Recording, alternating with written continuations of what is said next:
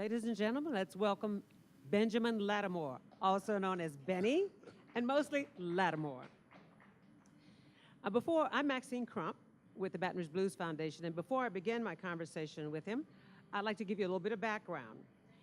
He was born on September 7th, 1939 in Charleston, Tennessee. He now lives in Florida. His musical genre goes from rhythm and blues to disco and soul. He has been in the musical spotlight since 1965. His first hit was If You Were My Woman, popularized by Gladys Knight and the Pips.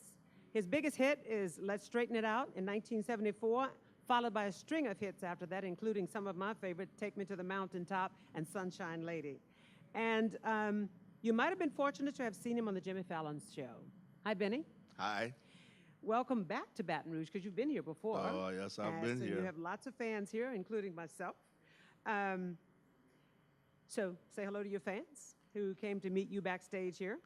So I'm going to start with a question about your name.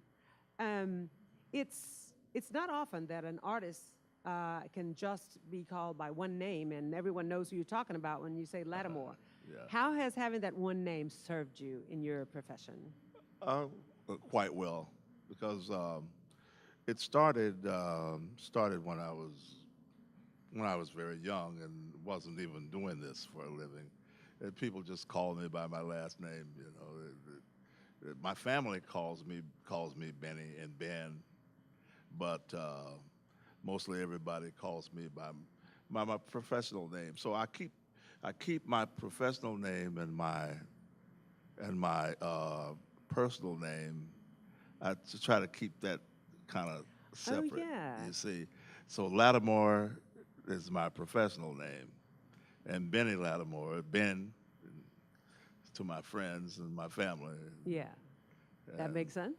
That makes sense. But I know from the people that I know who are fans of yours, they love saying Latimore. It's Yeah. almost like three names anyway. Yeah, they call me Latimore, Latty. Yeah. So you were born in Tennessee, and so this same river that runs through Baton Rouge, Louisiana, runs into Tennessee. So it's no surprise that you're influenced by the music of this river, just like blues is the influence here. You were influenced by blues and country. Yes, see, I was born in East Tennessee, near Chattanooga, and over in the hills and mountains, and a small town about the size of this room, and Population, you know? population. About 1,000 maybe? maybe close. I mean, including pets and horses and yeah. I tell you one thing. When I went to college, went to Tennessee State, there were more freshmen. Than was in my entire hometown. Oh.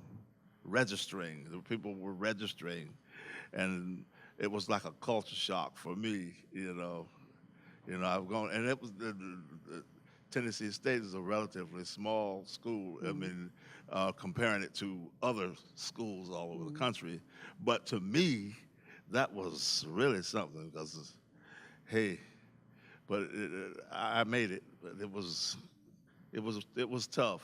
It was tough adjusting. Yeah. Were you already doing music by the time you went to Tennessee State? Only in church, singing in church. I didn't even think about doing this as a profession. You know, I was going to be a teacher, the first one in my family to go to college, and I used to sing in church, and I had a little group with some guys, in the high school. We used to sing around different places. It was talent shows. Yeah, so talk about your gospel background. And you went from the talent shows you were singing in, you sang gospel? No, I didn't sing gospel in the talent shows. I sing soul music, R&B, rhythm and music, whatever music that was out at the time, that's a long time ago. I want to go back to your gospel roots because that's in your music too as well, and we can definitely hear it and feel it. Yeah, so. well, Well, I sang my first solo in church, in the Baptist church, and I was a teenager, young teenager, I was 14 years old, and they wanted they were having a big program and for juniors and for younger kids, and they wanted a girl to sing a solo and they wanted a boy to sing a solo. Well, no, little boys, we were in the sports. I sang in the choir, in the junior choir, but I did not think about singing a solo. Come on, But my sisters used to tell the choir director that Ben can sing, he can sing, and they said, "Well, come on," and they kept begging me, and I said, "Oh," finally I gave in and said, "Well, okay, I will." And the song that I sang was called "Too Close to Heaven to Turn Around," and it was great. The response I got from the people, that's when I think the bug bit me. Then, yeah, it was just such a feeling. I was nervous at first, but when I saw how the people were responding, and people, in those days, people shouted. People were shouting, and I said, Oh, wow. "Oh, You had them shouting at 14. hey." So, hey, afterwards, I told them, well, anytime you get ready for somebody to sing a solo, just tell me, I'll be ready. I was doing that, but see, then I really still did not think of doing this. At that time, growing up in a small southern town, and with people who were my people were working class people. We didn't have very much money. We weren't poor. I guess some people may call us poor, but we're not poor. Not in the sense that I thought of being poor. Right. Because People looking at your economics might call you poor, but your life didn't feel like a life of my poverty. life didn't feel poor. We didn't have everything we wanted, but we had everything we needed. Food and clothing and stuff like that. We were never worried about somewhere to live, or worried about being hungry or anything like that. We were fine with that. Because there was nobody else to compare it to. Everybody was sort of in the same boat. But But the culture of your community, you were in a segregated community, right? oh yes, it was segregated, but being in this small town, we got along pretty well. Right, but did you have the same opportunities they had? Well, Did you have the same no, access? No, Yeah. there was this thing about you kind of knew your place. Right. We kids used to all play together until we became teenagers. When we reached adolescence, our parents always said, "Well, you kind of kept us apart." So we didn't go to school together. I passed by 2 schools to go to school when I went to high school. Right. Because the reason I ask you that is because a lot of people say that the music of the blues and rhythm and blues and all that was spawned by the lifestyle that people lived at that time. So your friends who you were playing with who were white, they didn't sing the same music you sang. They didn't go to the same church you sang. They didn't have the same experiences. Your expression through your music came from the life you lived. So that's why I was asking you. Yeah. It was because I went to segregated schools. The first time I ever went to school with anybody from a different culture was when I went to college. And they had all of these people there. You had white people, Asians, Africans, Africans and Jamaicans and all kind of different black people. And then I go there and I'm not used to being even around these people. And there was nothing about getting along with them because, as I said, when we were kids, we played together all the time and we had fun together. it was no big deal. But we all, we went to different schools. We went to different schools, but we got together and played after that because it was such a small town. Everybody knew everybody, and everybody knew everybody's business, and everybody knew everybody's mother, father, uh, pets, everything. So when going to college, I got to be involved with people of different cultures, even black people of different cultures. I was. It was an education. It was another education for me, and actually, I thought it was great, except the fact that see, I was a straight A student in school, and and I thought I was smart. Let me tell you something. I thought I was smart. See, I was salutatorian of my class and straight A student. I go to college, and you got these guys here. These people were smarter than the teachers. You had these Africans and Asians and all kinds of people, So they pushed your educational level up. Listen, You had let to, me tell you you had to something. step up your game? Huh? You had to step up your game educationally? I wasn't ready for prime time, let's put it that way. I was expecting a lot of myself because, I thought, hey, I'm pretty good at this. Of course, now I had the first blow I had was the basketball team. I was a good basketball player. Was good in my hometown. But I said, well, you know what? I think I'm going to go out for basketball. And nobody scouted my little school or anything like that. But I said, I knew I'm good enough to make the first, the second, get on the bench at least. I'll be on the team. So I said, I'm just going to go. They had a open practice things where you could go in and see how you did. I went in there and I couldn't guard anybody, and everybody could guard me. That was your first blow, or your second blow?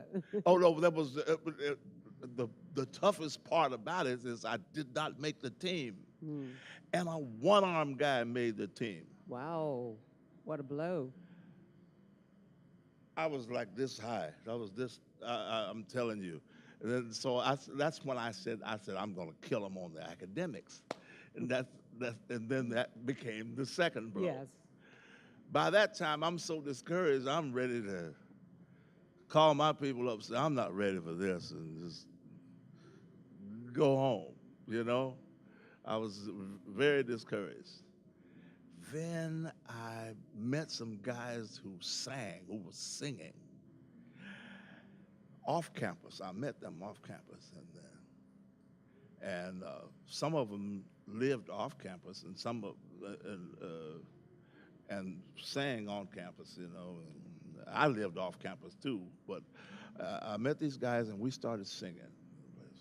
And let me tell you something. That was it. You hit your stride. Oh, this is what I want.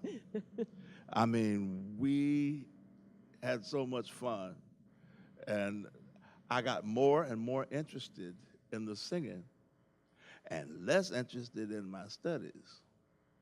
So I ended up having to go to my parents and tell them, I said, listen, you worked so hard for your money to try to send me to school, and I can't disrespect that. Your hard work and all of this, and they just wanted me to have an education, and I had to go and tell them that I was dropping out, and it was disappointing, but they said, well, it's your life, and when you find out, that they say if you find out that this music thing is just a pipe dream, when you find that out, then you can always come home. And that was always in the back of my mind, that I could always go home. But I never did. I never went back home to live. But I was in that phone booth many, many times. And at that time, that long ago, phone call was a dime. Mm-hmm. People don't even know what a phone booth is I now. know. I'd put my dime in the thing, and I'd start to dial the number, and I said, no, no, no, I ain't gonna do it. And I'd jiggle the thing to get my dime out, you know. And I did this many times. And I kept singing with this group, and we weren't making any money. But I auditioned with a band called Louis Brooks and the Hightoppers, and to be a vocalist with them. I wasn't playing at the time. I mean, I wasn't playing like playing Instruments. as a musician. No I musical was, instruments. Yeah, I was just fooling around with the piano, you know. I went and did an audition with them, and they hired me. And I just took a chance, and they hired me, and I had no idea what I was going to do, you know. I sang those songs, and they said, oh, hey, you're all right. You're a little green, but hey, you know, all these guys were old enough to be my father, you know. So they took me under their wing. And I sang with them for quite a while. I got kind of comfortable doing this, singing with them. And then the band leader and the piano player didn't get along very well. The piano player did not want to rehearse, practice, you know, and the songs that I did a lot of the doo-wop songs and things that were out at that time, you know, late 50s now, which is ancient. Anyway, I did those songs, and then I learned how to play those chord changes, you know,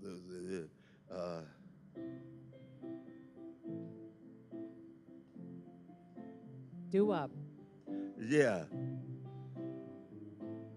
I learned how to play those chord changes. Makes me hear Earth Angel And in my head. so a lot of them, a lot of the songs had that same chord progression, and so I could just sing one, go right out of one, go into another, and I learned how to play the blues changes.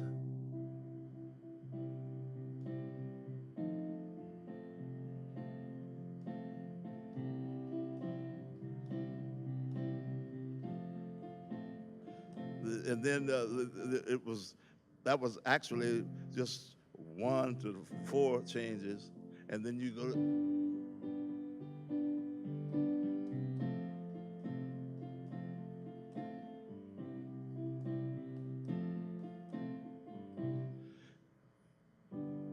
and then I learned how to do that, and I could do that, and I practiced every day singing and playing with, you know, with singing and playing at the same time. I almost said it another way. That wouldn't sound too good.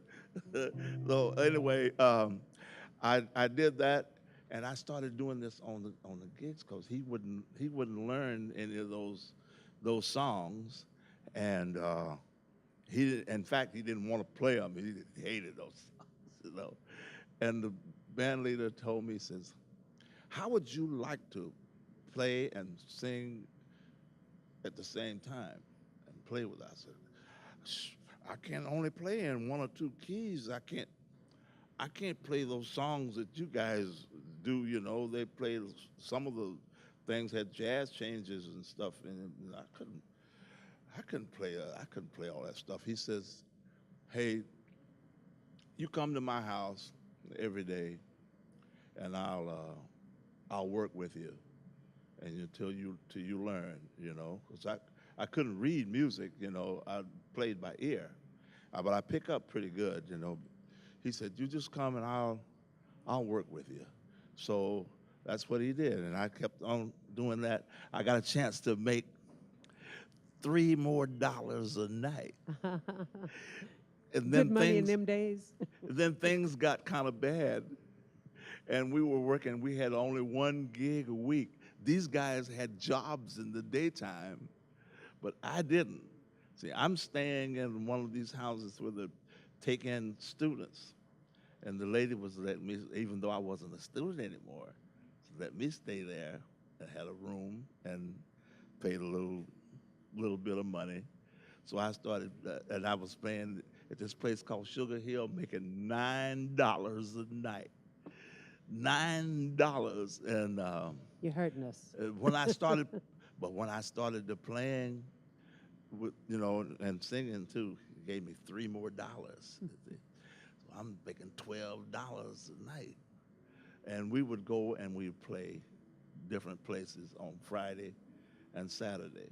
But things got bad one time, and we only had that one gig, and that's when I really got into that phone booth several times, because things were not going well at all. So when did the switch happen? Huh? When did it change? The whole, I just kept going from one thing to another, to another, to another, to another. Then I stayed with these guys. The economy picked up a little bit, and we were playing on the weekends. And then I had this friend named Joe Henderson that had a big hit record out called Snap Your Fingers, I'll Come Running back to you on bended knee. Snap your fingers, I'll come running. I'll do anything to get back to you. Well, anyway, it was a big hit, but he had a couple of little records that were not that big at first, and he said, hey, if I make it, I'll give you a job. If you ever make it, you give me a job. I was hanging around the studios in Nashville, Tennessee. This was in Nashville, Tennessee. I was hanging around the studios, and he was too. And then he got this record out that just started to just go crazy all over the country. And he said, "You ready to go?"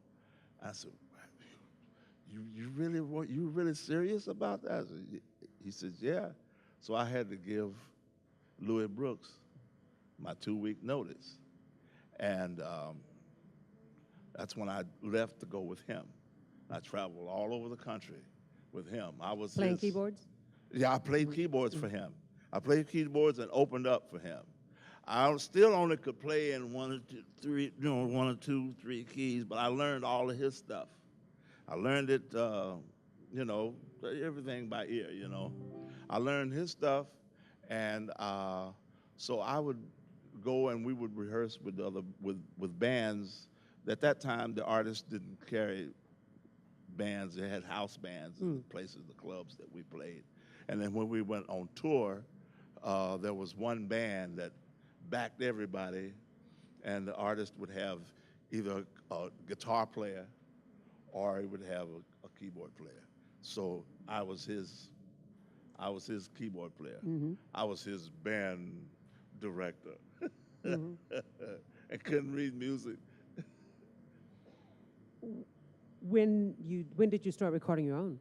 Huh? When did you start recording your own recording career? This is after I was on the road with him for quite a while. Went from one end of the country to the other, and got at one time we got kind of stranded in Indiana one very, very seriously cold winter, and we had been to Miami a few times, and while we were there, I went to this club and sang on a talent show, and I would have won it, except they disqualified me because somebody said, "This guy is on the road with somebody. He's traveling. He's a professional." So, so the guy that owned the club said, "Listen, you take my number, and if you ever want to come off the road, you call me. I might can give you a job." And I called him from up there, and he flew me down to Miami. And I thought I would stay down there for the winter, and I ended up 50 years later. So in Florida was where you recorded your That's where I started recording. And you did the Yeah. Gladys Knight Yeah. in the Pip song. If Well, I I Were Your did. Woman? I Or- did several songs after that. Well, my first record that got out of the city limits was Stormy Monday. Oh, yes. Stormy Monday. It was big in Chicago, you know. I had this jazzy version of Stormy. Anyway, I was gigging then out In a, on my own. I took a band. I went out my first time going out. I was just I'd go out and I would rehearse with house bands. And okay, do my, they're telling me I don't have much more time with you. And there's something okay, I really I'm want to sorry, ask I'm you talking too much. because a lot of women say Latimore's music tells me that he understands women. Is that a reputation that you would own? Is that an honor to say women think I understand them? well, What do you understand about women, if that's true? Well, it's just that I'm honest about what I sing. When I sing about something, I tell the truth. You know, I tell the truth because I do feel that women feel things deeper than men. I believe women love stronger than men. It's not that I'm against the men, saying nothing against the men, especially the qualified men. I'm not saying anything against them. And I'm not saying anything just to elicit a reaction from the women. I just like to tell the truth. And my rapport with women starts from when I was growing up. My daddy and my mom, I had a great childhood. I had a great childhood. First of all, I'm the firstborn in my family, and my mama told me after I left home that I was her favorite child. I said, "Why did you never tell me?" She said, "Nah, I wouldn't tell you that." She would never tell me that when I was there. You know, she said she was not going to make any difference between the kids. You know, she wanted me to be somewhat of a role model for the others. You know. So she was hard on me, you know, to do that.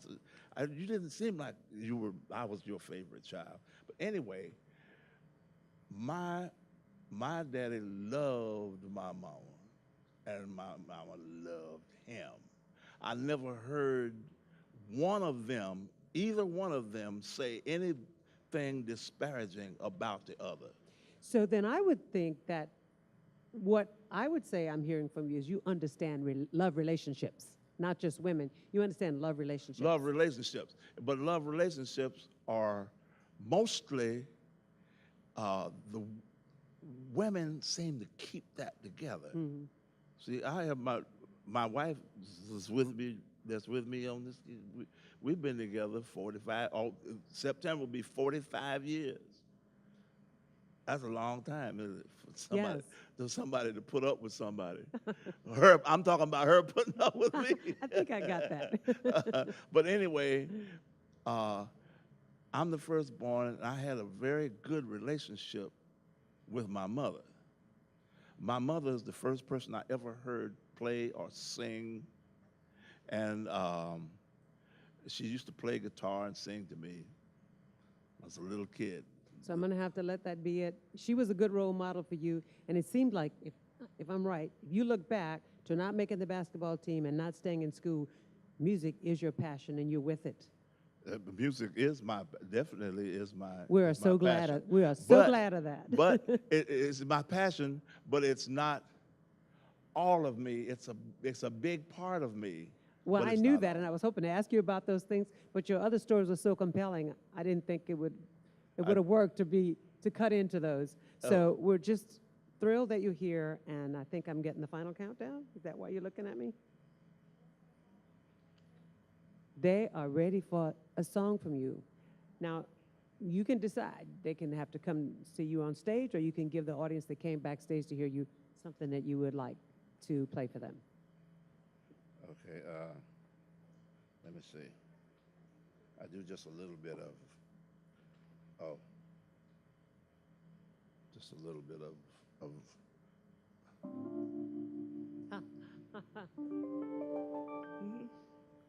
Sit yourself down, girl, and talk to me.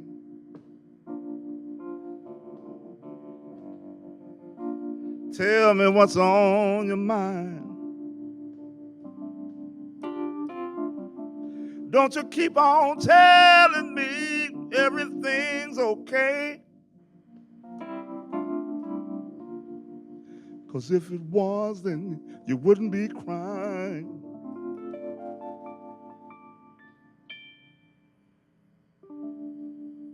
Let's straighten it out.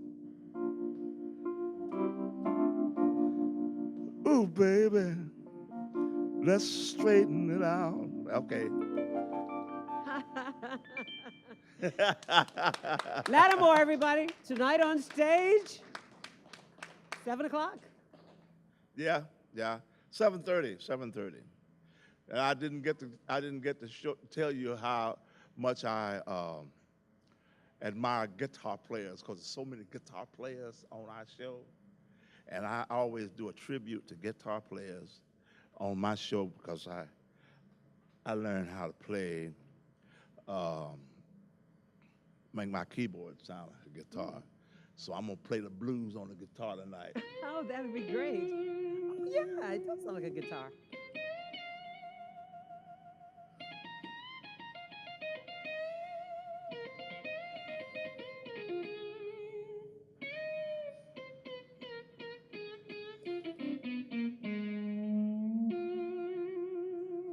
Oh, Okay. yeah.